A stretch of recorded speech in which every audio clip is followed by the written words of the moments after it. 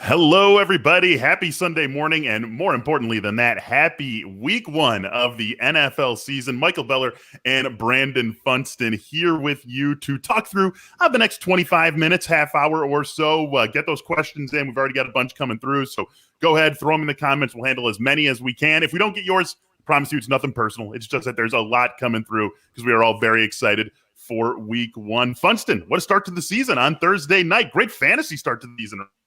Oh, awesome game. Awesome game. Super kickoff to the season. And now we get our second Christmas morning of the year comes early in September 12th.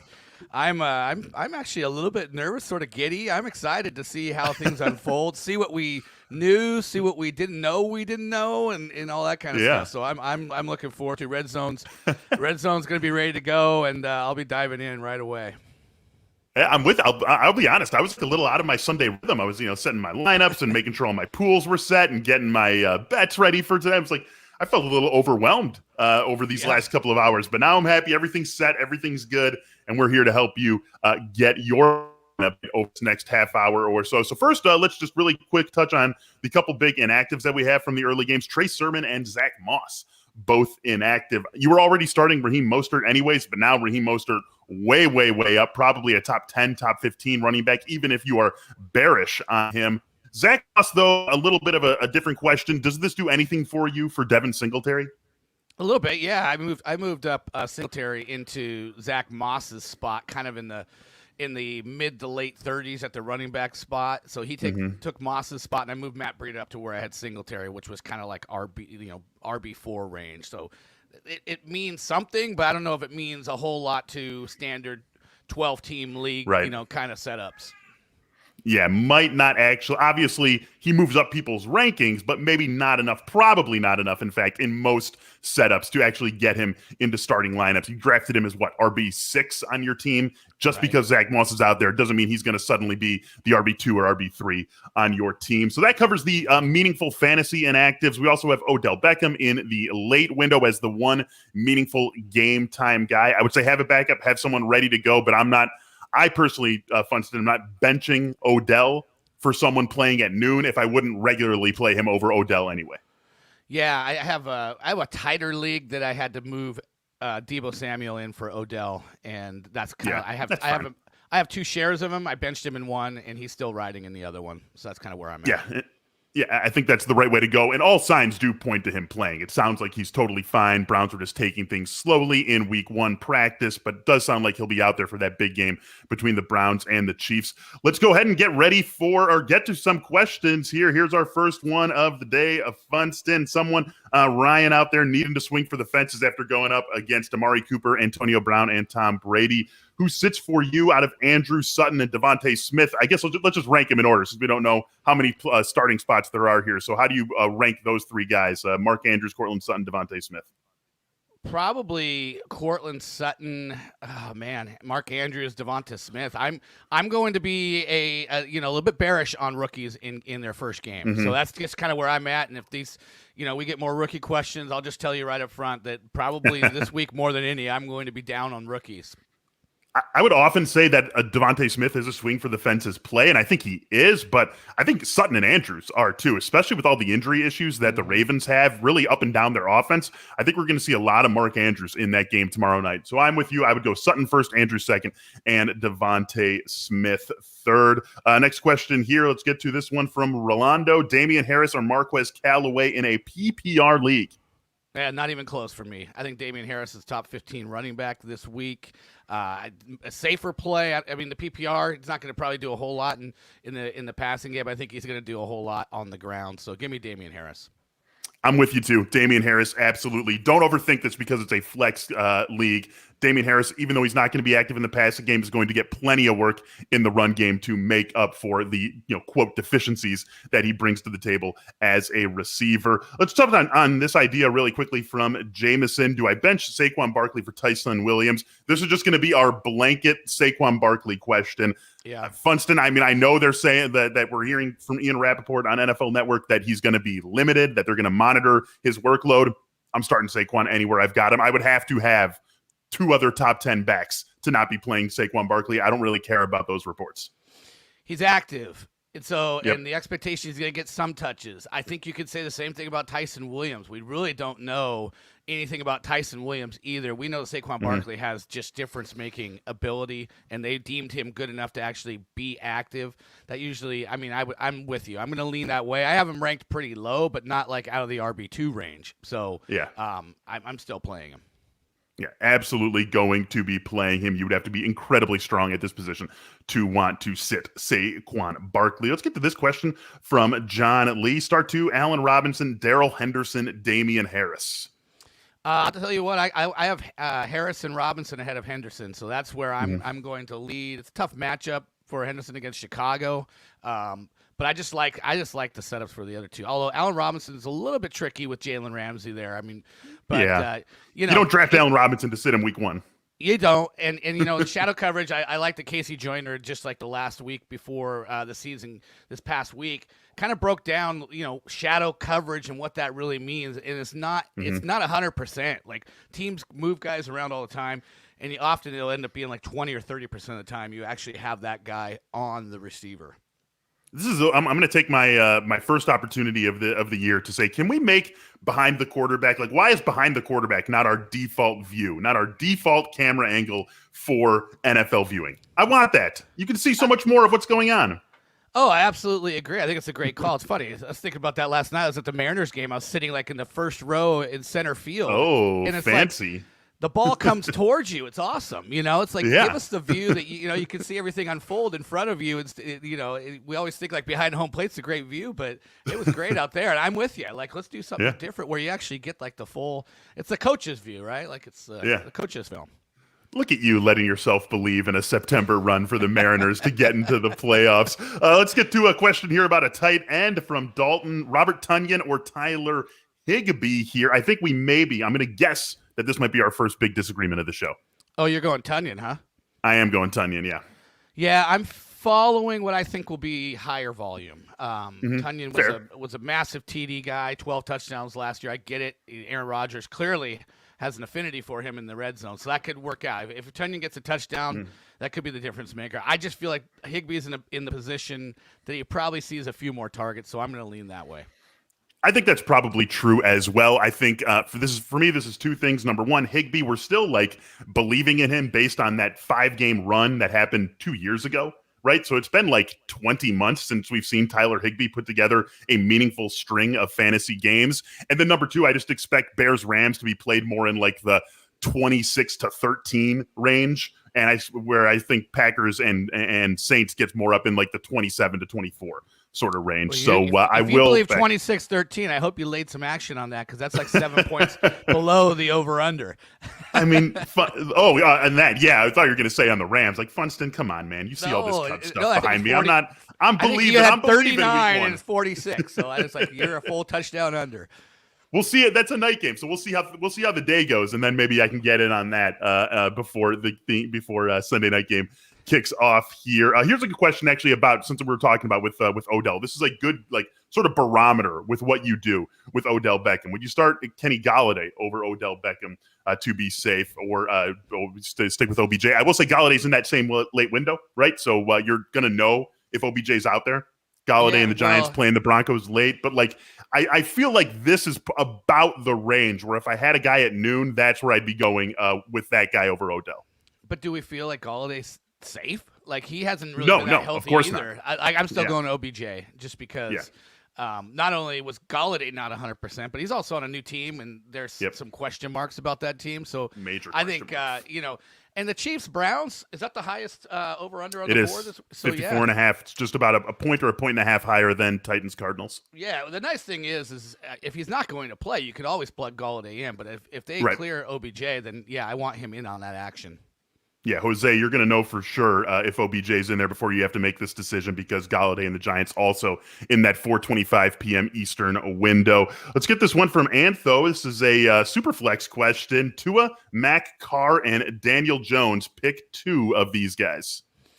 I'm going to go for sure Tua and highest upside. You know what? I'm kind of leaning It's not a whole lot of upside with those other guys.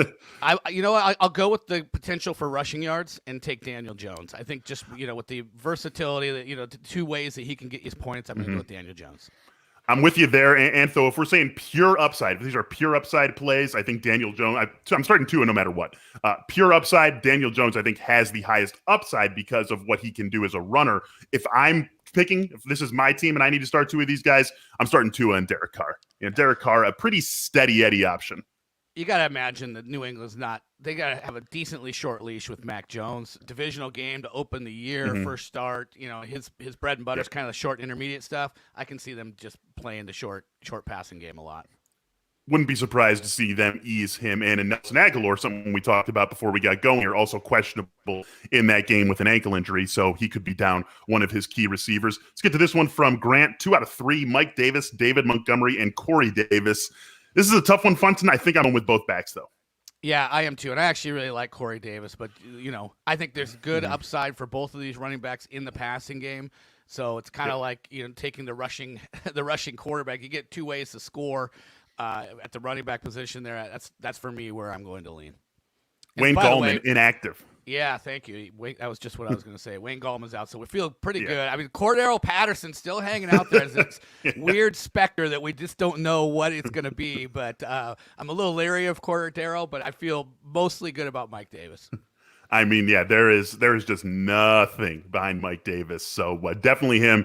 And I'm saying Montgomery. I'm starting Corey Davis in like 3 leagues. But if this is my options, I feel very good about both those backs over him. This is a great one, Funston. On our regular fantasy football podcast, I've been trying to get some sort of engagement going. So Matthew, thank you for being a loyal viewer and listener. He says, with sermon sitting, what are we getting Jake to sing on the pod next week?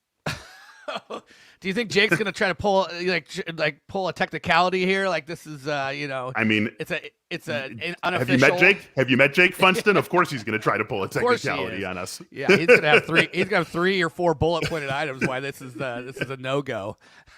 Yeah, but thank you, Matthew, for being a loyal listener and viewer, and we'll workshop something to get Jake on the get his pipes out there on Monday's episode. Let's get through this question from Sean. He's playing from behind. Tom Brady. A lot of people, basically, if you played anyone except for Mike Evans or Ezekiel Elliott on Thursday night, you're playing from behind. That's just the way that game went. So again, this looks like another upside question. We've got Debo Samuel, T. Higgins, Mike Williams, McCole Hardman.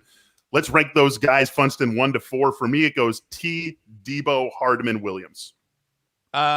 Yeah, I think I have Williams just ahead of Hardman, but I have the 2 guys up top the same. And if he's looking for the 2 that are most likely, I doubt he's probably needing 3 of these guys. So Debo and T. Higgins for me. I mean, and you're checking every single box with T and Debo, right? I mean, upside, they have the most of it out of these 4 guys. Floor, they have the most of it out of these 4 guys. Situation, with what we expect those teams to be able to do offensively, I think they've got the most of that as well. You can throw McCole Hardman in there, of course, but definitely T. Higgins and Debo Samuel at the top of our list here, Sean. Let's take a look at this question from William. Do I play Hurts or Lamar Jackson? That is a very tough question. I would hate to be making this decision every single week, William. I would go Lamar here, and I would do so pretty comfortably. But again, not a decision I want to have to saddle myself with week in and week out. Yeah, I think, that's the bigger point. I have Lamar Jackson number 1 this week. And I do? I think I have Jalen Hurts 8. They're both QB1s, and we've talked about this. We've talked about it on the show before that you just don't want to get yourself in a position of having 2 really good quarterbacks that you need to kind of just guess which one's going to have the better. So, if Jalen Hurts shows out in week 1, just go trade him if you can. If somebody, somebody has a struggling quarterback in week 1, it's already, sky is falling, then make a deal. Yeah. And look, on this show, we give you the reasoned analysis. We put a lot of legwork into our research. We come to this prepared and ready to go, and we're not this good at being able to pick between Lamar Jackson and Jalen Hurts every single week. It's just going to be a big headache. Lamar Jackson, number 1 QB. Give us the quick rundown as to the reasoning behind that one. Well, it's Raiders defense, and then just the fact that the running backs have fallen off they have all the injuries. I just feel like this is a carry the team on his back kind of a day for Lamar Jackson. So I was in on him even before the injuries as like the top guy, but I'm not dissuaded by the injuries. I actually think it could actually help him just have to decide to do more. All right, there you go. There's an argument for Lamar Jackson. You were playing him regardless of whether your favorite analyst had him ranked number 1 or number 5 or number 7 or whatever. But there you go. A case for Lamar Jackson be the highest scoring quarterback in week 1. Got a couple of Matt Ryan related questions here. The first one coming from Paul, Matt Ryan or Trevor Lawrence. And then we've got another one from Sam, Joe Burrow or Matt Ryan. So let's just use all three of those guys together. Burrow, Ryan, and Lawrence. Rank those 3 quarterbacks for me, Funston, 1 to 3. I think you just did. I think that's how I have them. I think I have them Burrow, Ryan, Lawrence. Yep, exactly. And I think Burrow and Ryan could be really close. I would probably, even as good of a matchup as it is for Trevor Lawrence, I think I'm just going to sit that one out. I actually have a Burrow Lawrence team out there, and I'm going to be going Joe Burrow until I have a chance to really kind of get a good review of Trevor Lawrence. Yeah, I'm excited about Trevor Lawrence. I think we all are, but it's first game. It's on the road. It's Urban Meyer's first game in the NFL. So he didn't get to work really at all this summer with DJ Shark. So a lot of things, and just an over-under of 45.5 in that game. So if you have a good option, as you do, Paul, in Matt Ryan, we're both going to lean that way. Matt Ryan over Trevor Lawrence, but Joe Burrow over Matt Ryan. Let's get to this question here from Christian. Half PPR, pick 1. Brandon Cooks, Marvin Jones, and Logan Thomas. I'm gonna go Brandon Cooks. Although weirdly, I think Logan Thomas could be, right. I don't think that Brandon Cooks is a slam dunk over Logan Thomas. But so I was gonna say like 99 times out of 100, if we're talking wide receiver 2-3 versus second tier tight end, I'm gonna be going with one of the wide receivers, and that's what we've got here, but. Man, no Curtis Samuel, an offense that we think is maybe a little bit better this year than it was last year with Ryan Fitzpatrick at the helm. A quarterback in Ryan Fitzpatrick who is going to take chances. Logan Thomas is absolutely a legitimate option in this one. I actually lean toward Logan Thomas here. It's very close. All 3 of them you can make an argument for, but I wouldn't be surprised if Logan Thomas led these guys in targets today with just Terry McLaurin and what else in Washington's offense. I mean, Diami Brown. I think he'll have a chance to be an interesting guy with Curtis Samuel out, but Logan Thomas is clearly the number 2 option in that passing game. I like it. Well done. You had the huevos that I didn't have to actually say it. To actually say officially, I'm taking him over Brandon Cooks. But I'm like I said, I'm fine with that. I like the reasoning. Let's take a look at a couple of Trey Sermon questions that we've got here. One from No Regrets MJ and one from Jose, basically getting at the same thing. I think it'll be harder, Jose, in Dynasty to go after Trey Sermon. No one's going to be worried about him really in a Dynasty league because he's inactive for his first NFL game. So I wouldn't think that you'd be able to make any sort of steal of a deal. I think maybe in a redraft league, which I assume No Regrets MJ is getting at here, you could at least take a shot. You could at least take the temperature and see if someone's really nervous about him with him being totally inactive in week 1. But I wouldn't change the way I felt about him because he's inactive week 1. Yeah, I mean, I always think back. Rookies, a lot of times, it's just the first 2 to 3 weeks until you really things shake out in their favor. And if you go back to even just last year, Cam Akers, J.K. Dobbins, and even Jonathan Taylor, as good as he was, he was going into the week behind Marlon Mack, and then Marlon Mack had the big injury. But all those guys, a bit slow played. We grumbled about Cam Akers for weeks and weeks, and J.K. Dobbins ascended a little bit quicker, but he kind of was the same deal. So you got to give it time. This is not a death knell to Trey Sermon by any means, but if someone's feeling that way and they have him and you want to pitch an offer, it's worth a try. It really was just James Robinson last year among the rookie running backs who got to go right away, and all those other guys had to sit behind the rest of the running backs on their team. So I wouldn't be surprised if this is Kyle Shanahan also just saying, just take it easy, Trey. We're going to get you in this offense in a big way in the coming weeks, but week 1, we'll let Raheem and JaMychal Hasty carry the load. So wouldn't be panicking whatsoever on Trey Sermon. Let's get to this one from Cody. Javonte Williams, Laviska Shenault, Marvin Jones Jr. Let's rank those guys 1, 2, 3. The running back runs away with this, I think. So how do you look at those Jaguars receivers if you have to play one of them? I'll give Marvin Jones the upside because he's always been such a good touchdown maker. When Trevor Lawrence and him have played together in the preseason, they've had a nice rapport. DJ Chark was out for a long time, so I think both Jones and Shenault kind of benefited from that. And I think Chenault's going to benefit from Travis Etienne being out. Urban Meyer has the Percy Harvin, Curtis Samuel track record with those kind of guys. Yep. But I'm going to chase the touchdown upside of Marvin Jones in week 1.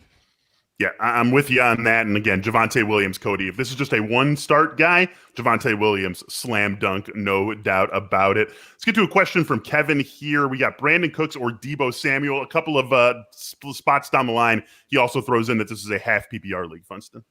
Yeah, I'm going Debo. I actually like Debo as a wide receiver too this week.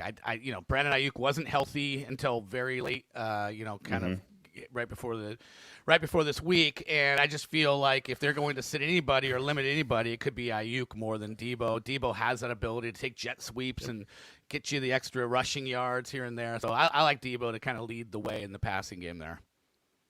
49ers, one of the highest implied totals on the board among any team. That game over-under isn't super high, but that's because the Lions aren't expected to do a whole lot on one side. 49ers, one of the higher implied totals. I'm with you. Give me Debo Samuel over Brandon Cooks. Let's get on to, how about this one from TS, Hunt or Juju, full PPR league. What do you got here?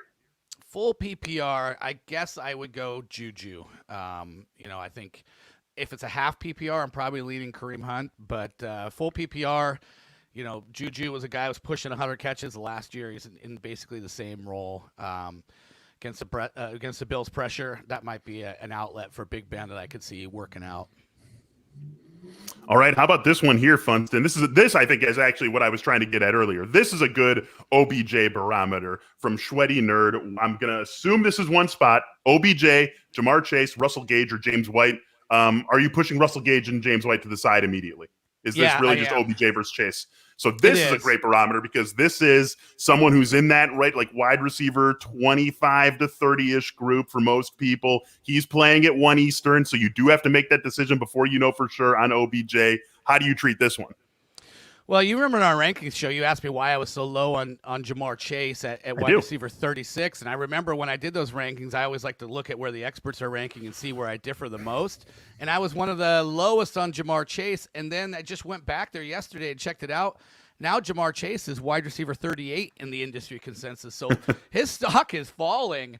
And if I feel like, OBJ is going to play, I'm playing OBJ in this one. I just went back last year and looked at the top rookie receivers from last year in their first game. Justin Jefferson, who had a historic rookie year, caught 2 passes for 26 yards. Chase Claypool, 2 for 39. T. Higgins, 3 for 35. These are guys that had great years. Again, The narrative is watch out for rookies in their first game. So I think I'm going to lean OBJ here, even with the injury, just because I've heard enough talk that it sounds like he's going to play. It really, at this point, he still is questionable. It is still a little bit of a gamble.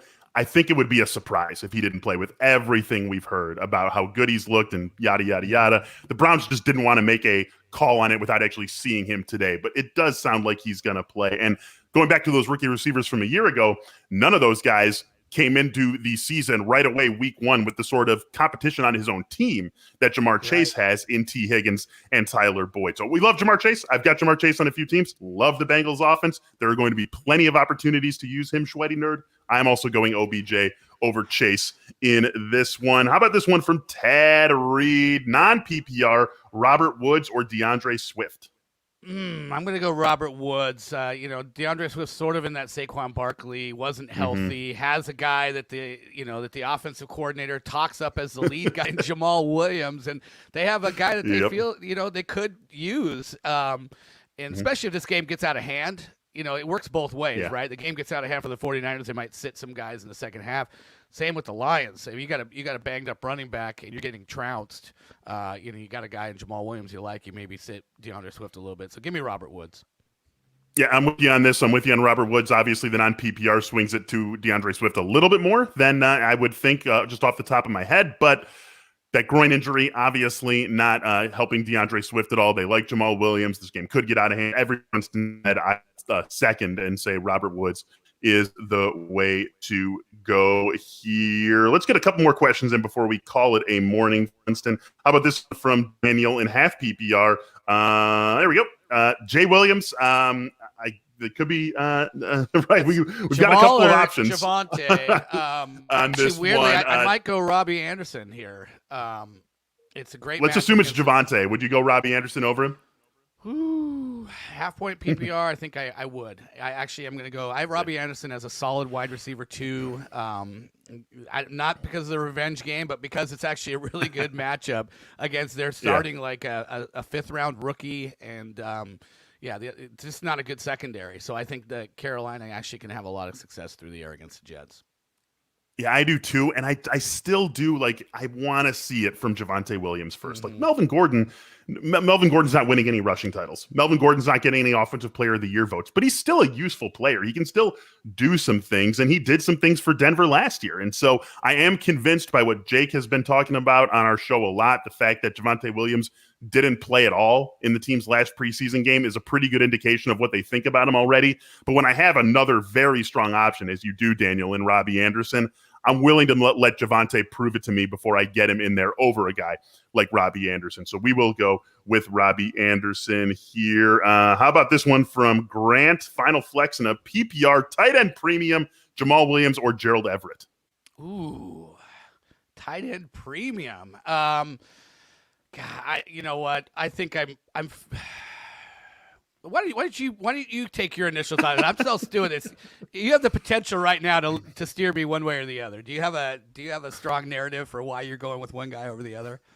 I mean, I guess I'll take Gerald Everett here. The premium does put him over the top for me. Again, like we said, everything we just said about Jamal Williams and why you would maybe steer away from DeAndre Swift a little bit, but I don't know. We're still talking about a back sharing the backfield who's probably not going to have a huge passing game role in a game that could very well get out of hand against a very good San Francisco defense. There's a lot of things that are working against not just DeAndre Swift, but Jamal Williams as well. Gerald Everett, I mean, he should be the third pass catcher for this team, shouldn't he, Funston? Yeah, I think, given that D. Eskridge, the guy that they drafted, rookie, was out for most of the preseason, I think they kind of have to look at him as their number 3 wide receiver in a way. And, they have Will Dissly there, but they could do 12 personnel, which is something the Rams, offenses have done a lot. And now it's Shane Waldron's running it. So I wouldn't be surprised if you see Everett out in a pass catching role with Will Dissly in line as a blocker. So that could work out well. I'm with you. I think it could.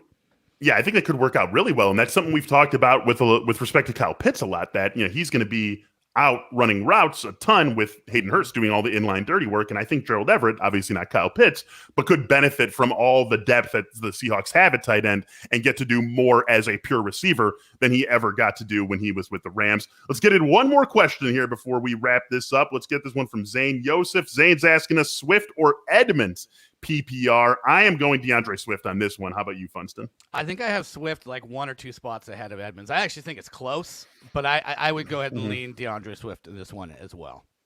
Yeah, I'm this fall summer. I'm a big James Conner believer this season, and I do think that PPR is a very nice format for Edmonds. I would like him more in PPR than in half, and certainly more than in standard. But I do think that Swift is not going away. Swift is going to still have some sort of role, and that groin is going to limit him a little bit, but not to the extent that he's going to have nothing to do in this game today. So we are both on DeAndre Swift over Chase Edmonds, and we are both going to say goodbye to you here. Week 1, we're super pumped. You can try to get us with some more questions here. Sorry if we didn't get to you. Thank you, everyone, for tuning in. We'll have another show for you later this evening. Derek Van Riper and I are going to take a look at the early waiver wire for next week after 2 days action. And then me, Funston, and Jake Seeley back with you on the Athletic Fantasy Football Podcast tomorrow, a full episode wrapping up everything we saw on Sunday and taking a look ahead to the full waiver wire. Then we hope you are with us as well. Thanks for joining us this morning. Good luck today. Let's all go out and get a win.